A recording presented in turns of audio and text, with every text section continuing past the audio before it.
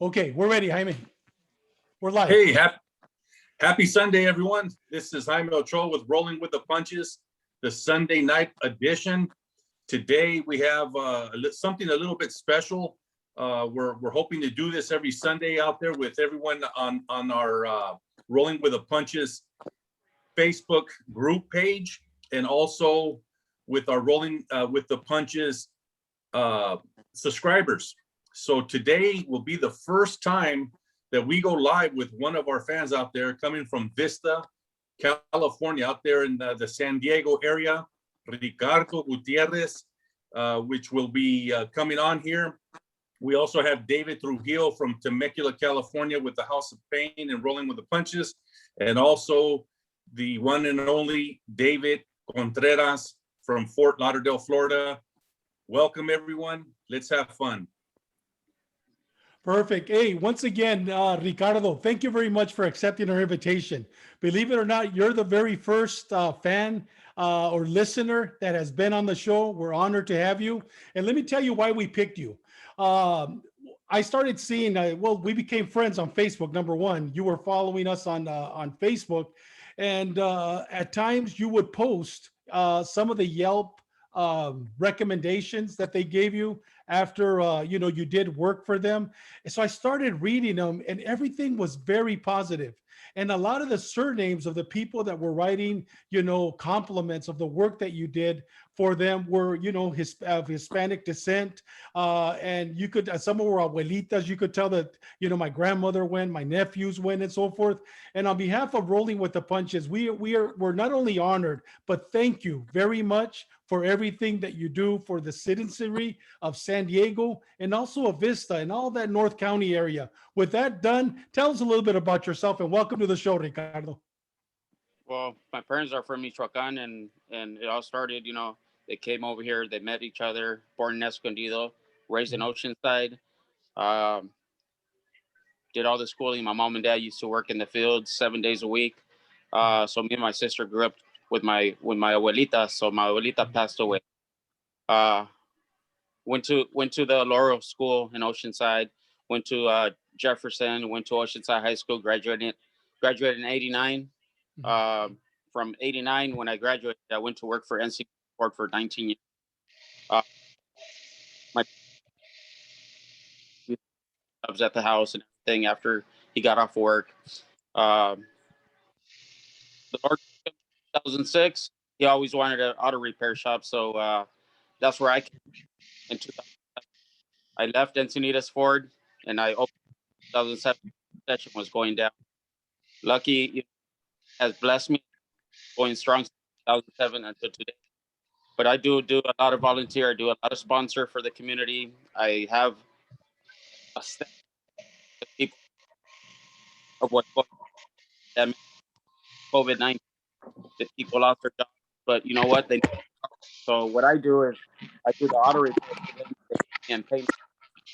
So Ricardo, if I may interrupt you for a second, I think some of the words that are kind of coming in and out. So I don't know if there's something you could do there to adjust your mic, but I really want the people to listen and hear what you have to say. Can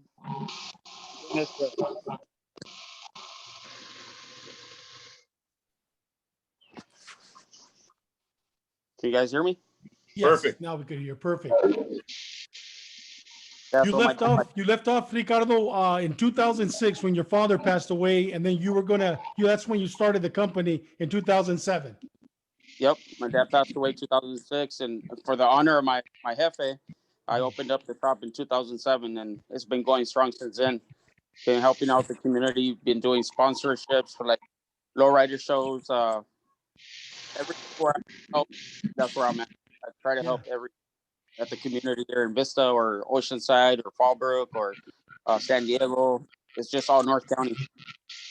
Well, thank you. Thank you very much, Ricardo. We're honored to have you.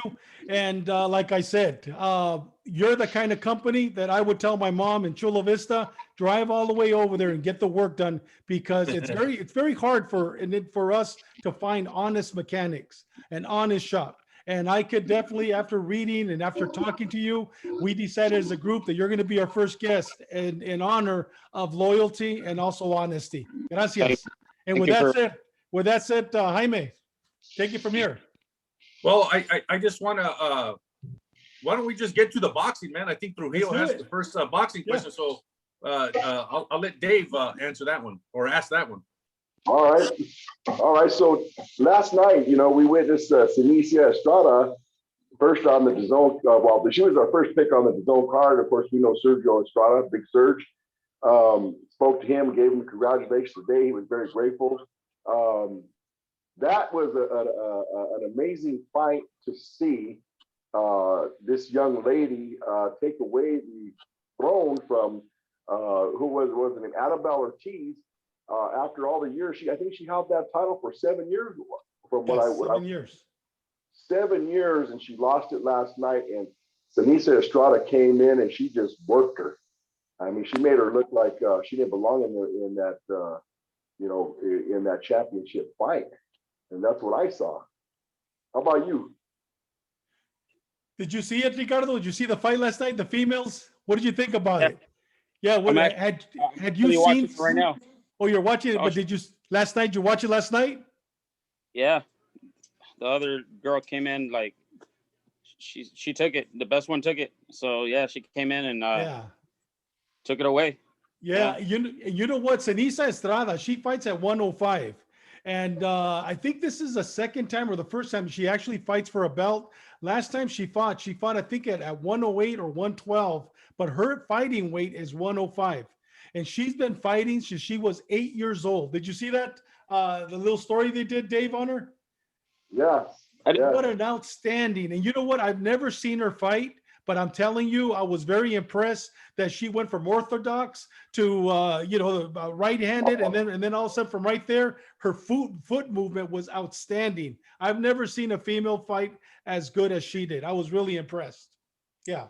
She was pretty seasoned in that transition. I mean, when you transfer from orthodox to southpaw or southpaw or orthodox, the main thing is to be seasoned and being able to do that because what happens is most of the fighters, they leave themselves open the second they try to do that transition.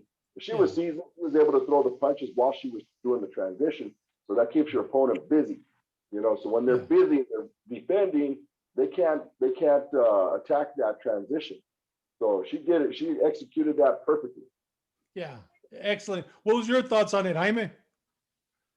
I saw the way she entered the ring. I mean, they both came in, pumped up and ready to go. But there was something a little special about her when she entered the ring. Yeah. She had that confidence walking in.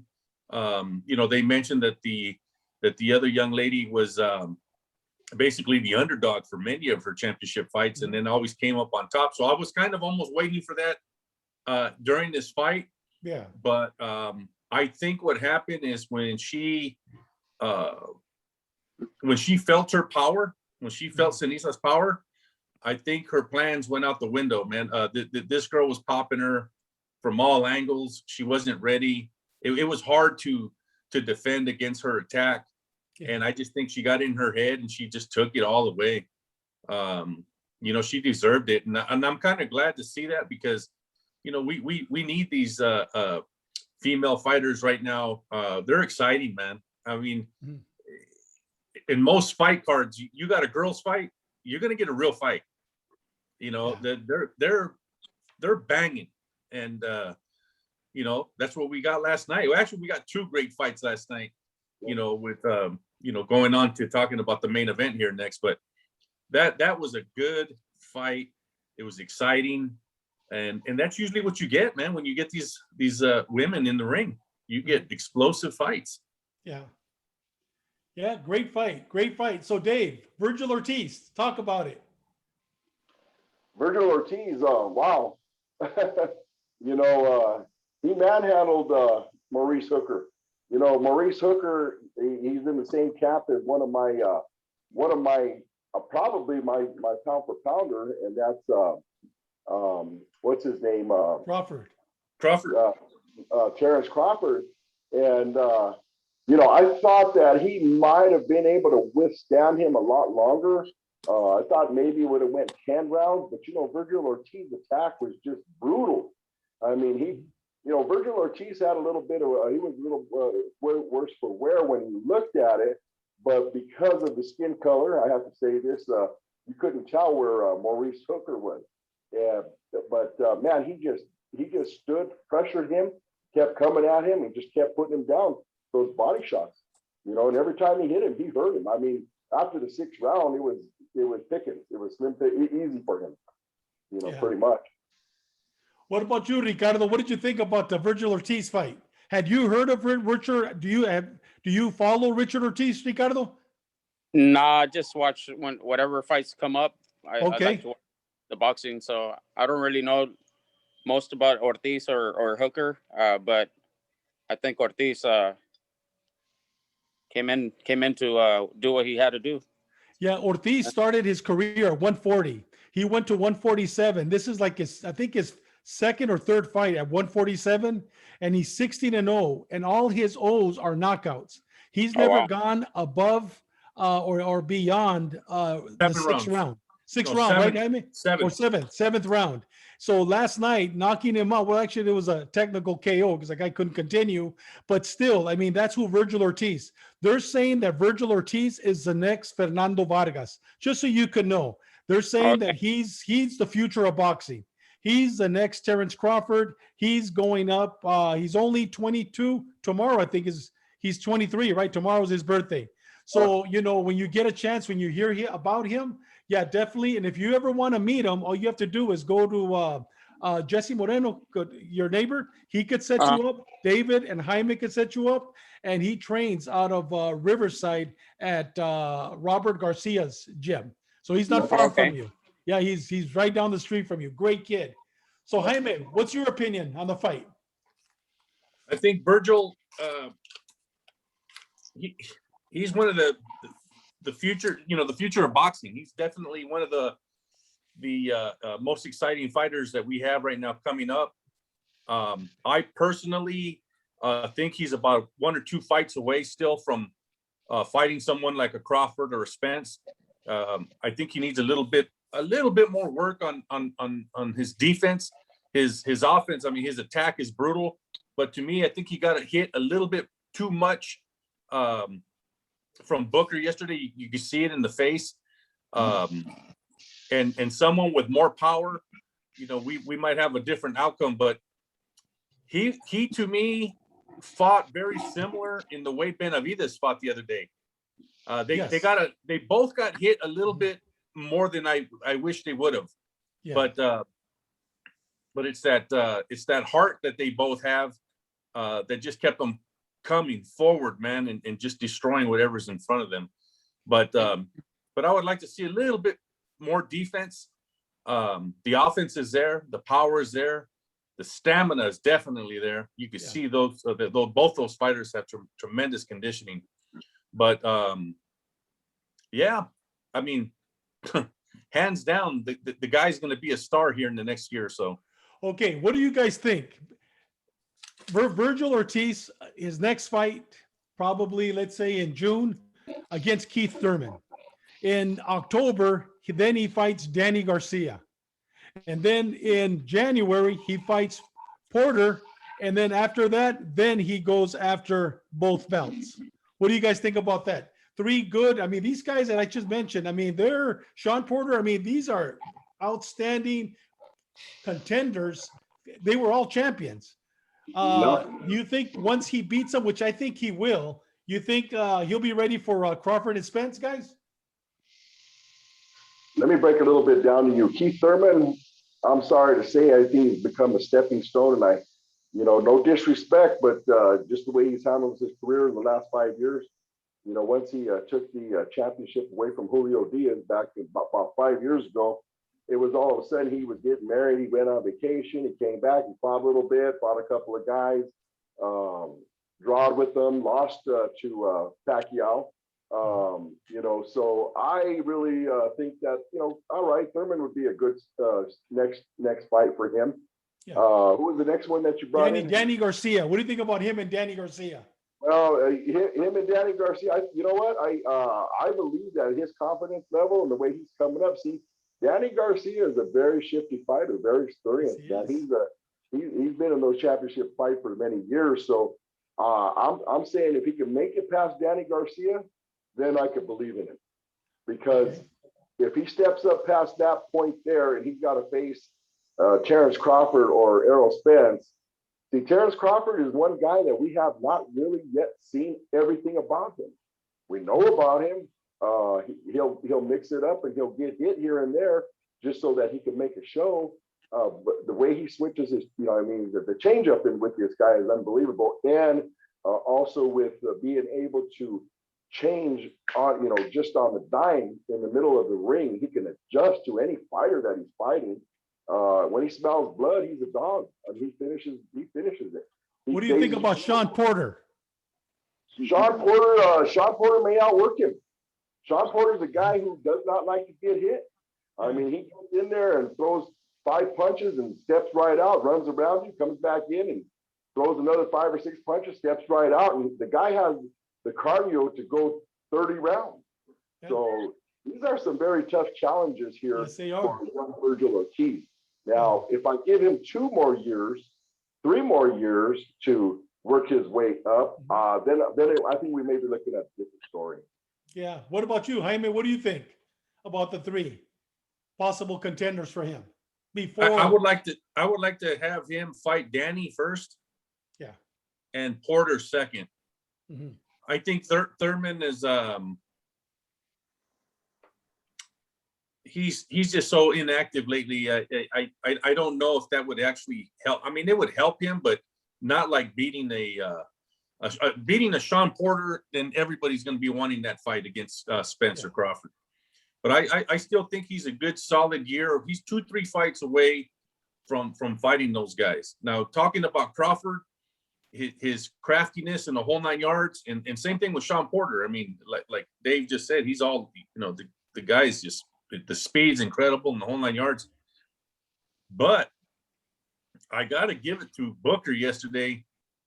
Man, can he take a shot to the face and can he take a shot to the body?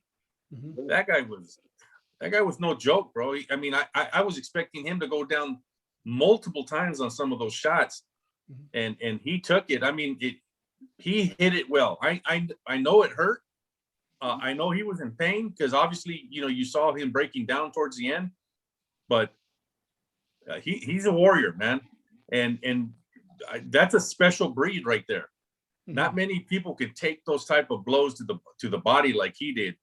So I know no one's challenged Crawford to that level or even brought that type of pressure or Crawford even allowed that to happen. But if it was a good fight plan, I would like to see how he would respond to that. I mean, it's good to say that you're going to adjust, but having a plane to adjust the pain, that's something I'd like to see.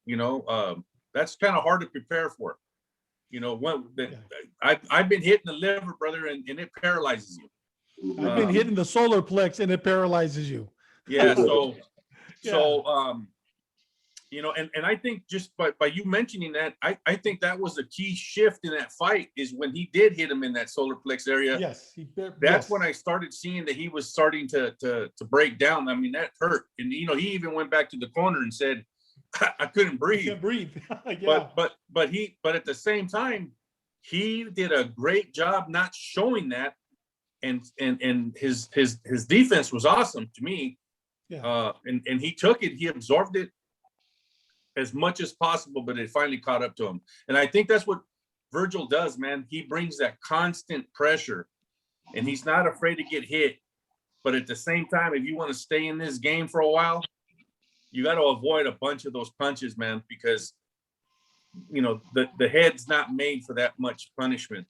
So that's my opinion right now. And you know what, guys? Another thing about Virgil Ortiz, he's a humble young man. I mean, he's a young man. I mean, I don't know if you guys are aware that he plays guitar, he plays rock and roll, he plays Santana, he plays all the old songs. He also learned by himself to play the piano. I mean, the guy plays the piano. He's a good young man. So hopefully, God willing, once he gets these fights out of the way, he'll become a world champion. And we're going to be seeing the future of boxing through him, without a doubt. Yeah. Hey guys, also before I forget, I purchased the fights from Grito de Guerra and Marv Nation. Uh, it was very confusing on how to purchase the fights. They never told us what time the fight started, and I did talk to Janae, our guest last week, to maybe advertise what time the fights start over here in Florida.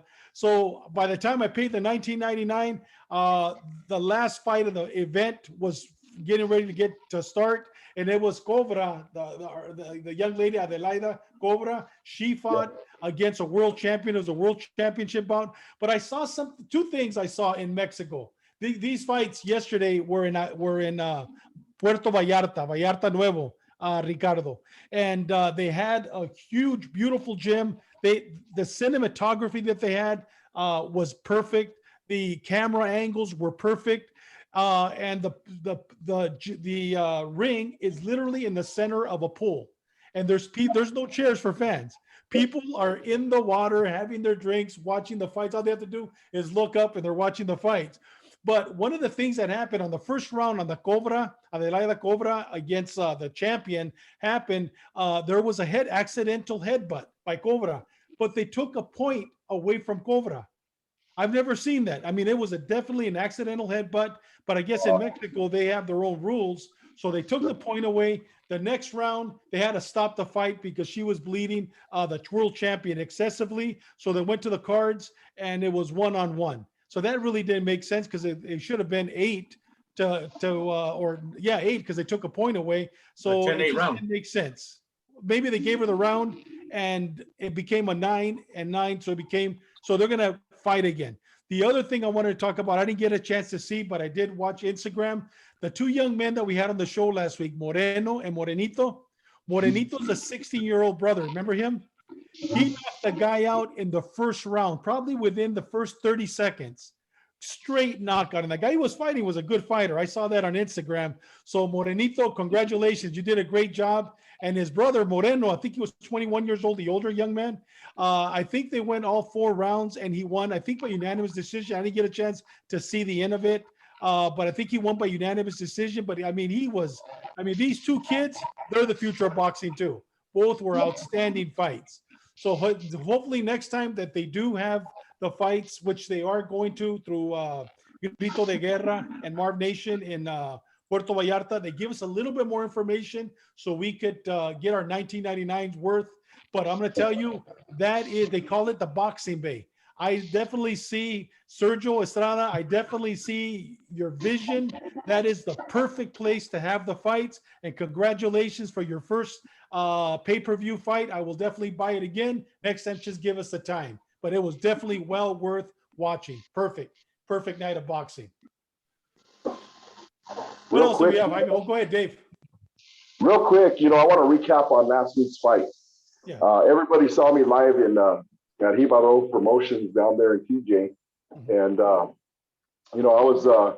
we're really pushing the two fighters, Raul Lizarraga and El Rey, Lázaro Lorenzano. And Lázaro Lorenzano's fight, ended up in the first round about a minute and 50 seconds or something like that. But we went back and we really studied just a few punches that were thrown, because when we were live, it seemed like he hit him with one shot and his opponent went down. So we went back and we looked at it, because his dad had mentioned, no, that was 2 shots. So we slowed it down on slow motion, and we redid the video, and we did repost it on Rolling with the Punches. And when you see it, if you take a look at that shot that El Rey threw, it was actually a 3-1. I mean, it looked like a 1 shot, but he threw the 1 shot to the body, he hit the side, he jiggled that liver, and then he came up popping with an uppercut so fast, and he went to clean him up with the same hook. It all looked like 1 shot live. When we broke it apart, he was so fast that he hit him with 3 shots. So I want everybody to keep on remembering who Lázaro Lorenzano is. because that right there is going to be the future of boxing. No doubt, without a doubt. Yeah, I saw that fight live too when you were posting it on Facebook. So Yeah. I was watching it. I was watching the Chocolatito and El Gallo, and I'm watching this. I had I had my iPad, and I'm Yep. watching the fight. But you did a great job narrating, by the way. Live Oh. in Tijuana. It was kind of tough. It was loud. It was hard. But you know what? When you're in it, you're in it. You know, so Exactly. I'll get used to it more and more as time comes on. Yeah. Jaime, it's all yours. Yeah, so this question's for Ricardo. As of right now, who is the fighter right now that you get most excited for when you know an up and coming bout is coming your way? Who is that fighter right now, Ricardo? Been watching a lot of Ryan Garcia. You like Ryan? Yeah, pretty fast kid. I don't follow too much boxing, but when I get a chance, I do. But I've been seeing Ryan Garcia coming up. I think he is I mean, so I thought I was thinking about this last night. So Ryan Garcia, you got Virgil Ortiz, both Golden Boy fighters. Mm-hmm. And then I heard today that Oscar made a comment saying that he feels that he will be working with Canelo here in the near future again. So Oscar that La Hoya? yeah. Oh, really? So there's Yeah, no. yeah, so there's some some talks there. I don't know what that means. Maybe a co-promotion. Yes. Yes. But I see Oscar trying to make his he has a great stable of fighters coming up. He has a lot of up and coming stars, and he's grooming them well. I mean, right now, just with Virgil and Ryan, there's two of them there, and he has a couple more, that we're going to be hearing about here soon. So I was kind of happy to see that, because Golden Boy, they've always had great fighters, and then he was also humble enough to say, if I'm not mistaken, that he humbly admitted that right now he thinks Hearn right now is probably the best promoter in boxing as we speak today with his promotions and his fight cards. So to me, that just tells me that he's taking a step back, looking at the big picture and comparing himself to the people right now making great fights. And I think he's going to prepare himself to put himself back up on top, because at one time he was, and Bob Arum and then him, and you got these great promoters. But I was kind of happy to see that. I was kind of dwelling on that yesterday, thinking about all that. I said it's good to see that he has a couple fighters coming, and I know he has some. As we spoke with Golden Boy, what was it, a couple weeks ago? Yeah, Roberto Diaz. They mentioned that they got some up and coming fighters that they're building that we're gonna be surprised to see. So I'm glad. We got so many good possible fights that can happen. I just hope these promoters come together and allow it to happen. I mean, COVID took away a lot of time.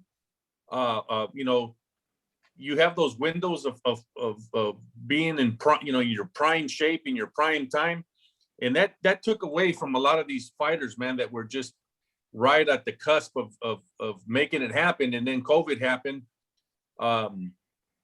But I think we're at the right time right now to make up that lost time if the promoters come together and make these fights happen. And perfect example. I was kind of upset, and I don't really understand Trujillo. Maybe you can help me here on this one, but I don't understand why Terrence Crawford and Errol Spence. I mean, yesterday he said, "No, it's not going to happen."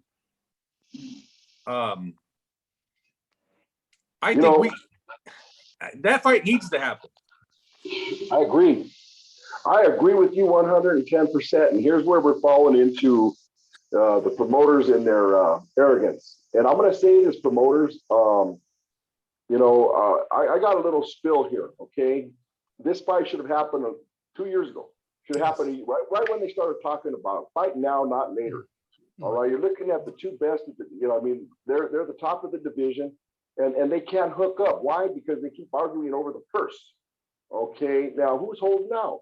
We don't really see who's holding out. One guy says the other guy is. The other one says he is. You know, I do know that Crawford has. You know, is I don't know if Bob Arum is protecting him or what he's doing to him, but he's not helping him. On the other hand, he's being disrespected by getting offered what 70-30 or 80-20, or I don't know what they. You know, every time I hear it, it's a different number every week. You know, so I kind of see where Crawford is coming from. We said, you know what, let's look past him. Let's move up and wait, and let's step into the next weight division. So I agree with you. It's very confusing. It's very frustrating, and this has got to stop. You know, these promoters come out there, and you know, I mean, they hold on to these fighters and they control everything, and there's got to be another way for these guys to open the doors for everybody here and come to an agreement and say, you know what, if we can't come to agreement, we got to go 50-50 period, because this is what the fans want, and this is now, and it's got to happen now. So if you can't agree on it, you know, I don't know what governing board could do it, the WBC, IBF, WBO, or what, can turn around and start making some amendments on these types of contracts and clauses, so that they say you have, you know, 30 days to negotiate something, and if you don't do something, we will negotiate it and you will fight. I think something like that has to happen, because the control is just too much on either side with the promoters. And I'm going to say this too: matchmakers, managers, answer your phones. There's good fighters out there. You say you want them, answer your phones. All right? When people call, answer them, because you don't know who you're going to get. You know, it's a time of humbling, gentlemen. The world of boxing has got to change to the new era now. These guys are coming up, they're managing themselves, and you know what? We're all going to figure out how to get this done. Okay, it's not rocket science, it's business. All right, business and doing it correctly doesn't mean he who holds the gold holds the power. Not anymore, not here. These kids are promoting themselves.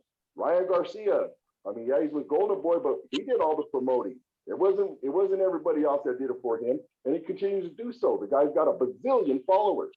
So managers, promoters, matchmakers, answer your phones. If you say you want them, answer the phone. Well, you know what we need to do? We need to push Grito de Guerra, Marv Nation, Thompson Boxing. We need to push them, Thriller, to another level, to replace the current promotional companies. Yes. Because they're answering their phones. So we need to push that. With that said, Jaime, I've always said, I'm not a prophet or a son of a prophet, but the next good fight is going, well, a lot of great fights are coming up, great fights. But Spence is probably going to be fighting Ugas. And now he'll be world champ. He'll beat Ugas. He'll be the world champion. He'll have three belts. So the only belt that he'll need is Crawford's, Jaime. And Crawford's contract is up with Top Rank. I don't think Crawford is going to renew his contract. I think Crawford is going to basically do what Canelo did, what Mikey Garcia did, what a lot of boxers are doing, and he's going to say, okay, I'm my own promoter now. I could fight PBC, I could fight Sanford, I could fight Golden Boy, and I could fight Top Rank. And I think that's when we're going to see the huge mega fight. Once Spence has 3 belts, Crawford has 1. He wants to unify them. So we'll probably see that hopefully next January, next December. Hopefully. We'll see. That's true, Dave, but is that Crawford going over his prime? Right now, because he is, I think he's 34 years old. I think, maybe I'm wrong, but I think he's 34, 32. I think he's 34. But you're absolutely right. He's going to, that's why he needs that mega fight for that mega money. But I think for him, it's more legacy. So I think it'll be a legacy fight to be the undisputed, because I mean, he was the undisputed at 140. Now, could you imagine at 147, Dave? Oh my God. The guy is definitely Hall of Famer, a legend in boxing. Yep. And I think he has the potential to do that. Yeah. Same here. Yeah. Well, Jaime, one last thing, if it's okay with you. One thing you mentioned, you like Ricardo, you mentioned that you like Ryan Garcia. Well, I don't know if you know, but Ryan Garcia, he lives close to you. He lives, I think, either in Del Mar. I know Canelo used to live, or I think he still lives in Rancho Santa Fe, right? Rancho Santa Fe. They have a gym in San Diego. So you know what, Ryan Garcia, if you're listening to our show, definitely you and Canelo go visit Ricky's Auto Shop right there in Vista. Give us a call. We'll definitely give you the address. Don't doubt it. If one of these days Ryan Garcia shows up at your shop, Ricky, make sure you take pictures and send them to us so we could post them. Yes, I will. Yeah, definitely. Ryan Jaime, Garcia Dave, go ahead. Ryan Garcia comes up here to Temecula, and he gets his haircut over here at Old Town Barbers, right on in Old Town. So I know Dave, the you're girl gonna have to go over there and snatch him up. Snatch him up, take him to the gym. But that dude's too fast. Yeah. Not so old, not so slow. Yeah. Jaime, we've been on for almost an hour now. Anything else, gentlemen? Jaime, we'll let you say the parting words and anything else, guys. Just answer your phone. Yeah, well, like he said, answer your phone, promoters and matchmakers. As for the rest of the people out there listening, we have the Rolling with the Punches group page on Facebook. Please go to Rolling with the Punches TV on Facebook. That's our group page. But what we really need out there is we need the subscriptions. I mean, we're new at the YouTube channel, but we need these subscriptions to go up. So we really need the help and the support from everybody listening out there. Please go on to YouTube, go to Rolling with the Punches TV, and just hit the subscribe button. And once you become a member of Rolling with the Punches TV, reach out to either Dave Trujillo, Dave Contreras, or myself, and come on, just like this gentleman did today from Vista, Ricky Gutierrez. And we thank him for coming on. We thank you for being the first, brother. And we just hope that you are the door opener for the people out there that love boxing, the lay boxing fan, and come aboard and let's just talk like we did, man. This is fun, and we just thank you. Ricardo, thank you very much. Prayers for you and your family and your business. May God prosper you and also give good health to you and your family. Thank you very much. Thank you very much for having me. Thank you. Thank you. Gracias. Let me turn this off, stop live, and we will stop recording.